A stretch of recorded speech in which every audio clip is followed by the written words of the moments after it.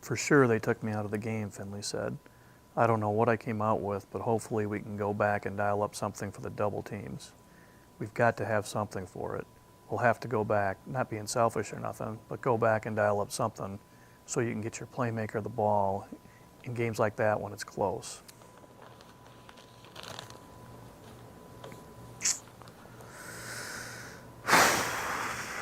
Yeah, Jermichael, I know how you feel. This is going to be the year of my takeover, too. Yodo my And one last thing, boy, great job, everyone, on your stories after the Broncos game. I mean, that was as fine a journalistic performance as I think I've seen. I mean, just terrific. I can't say enough about how well you guys did. I mean, you know, we do what we can, Mike. I guess that just goes to show you how good everybody can be when we're all on the same page.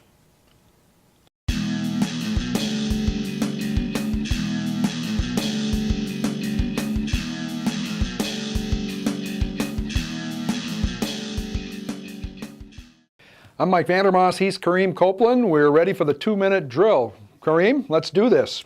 I tried to do better than Pete did last week. All right, topic number one. Brett Favre kind of threw Aaron Rodgers under the bus this week. He essentially said that he's surprised Rodgers didn't win a Super Bowl sooner. What's your take on Brett Favre, and doesn't this make him look bad and kind of petty and small? Nothing Brett Favre says surprises me anymore.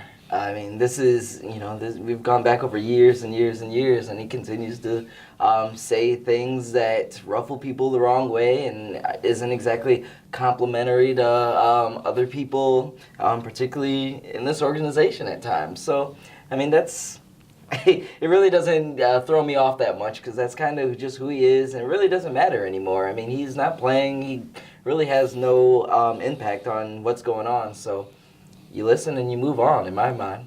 All right, well, let's move on to question 2, which is Jermichael Finley. He wants to be more a part of the offense after only having 3 catches for 28 yards. Do you foresee any problems with him as the season unfolds when he doesn't get as much production as he would like? I don't think so. I think that's just who Jermichael is. Again, this is someone who's talking and says things, and maybe I just don't get that worked up when it comes to just kind of people chattering. As long as they go out on Sundays and do what they're supposed to do, I think that's what matters.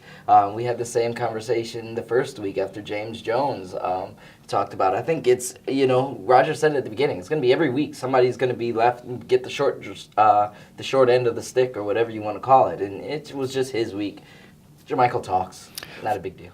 Finally, the Atlanta Falcons, after they got blown out by the Packers in the playoffs last year, do you feel they disrespected the Packers? There were a lot of comments coming out of Atlanta. Well, I know Roddy White said a few things, and that's why I thought today was so funny when we talked to both Mike Smith and Matt Ryan, because both were very, very adamant and very careful about saying nothing controversial. This is just another game, playing that whole route. Obviously, it's a little bit of coach speak, but at the same time, I'm just going to finish real quick. But at the same time, I think they want to keep how much this game means to them internal. All right. For Kareem, I'm Mike. We're out. Hey, Pete, you guys had some great stories last week. Where were your bylines? I don't know, Tom. Going in the season, kept telling me I'm the main guy around here. Yeah, I thought that was the case, too. Yeah, I think Vandermoos is going to have to go back to the playbook. I mean, I don't mean to be selfish or anything, but you gotta get your best guy involved, don't you? Absolutely. All right, guys, here's your assignments. There you go. Let's have another great week, okay?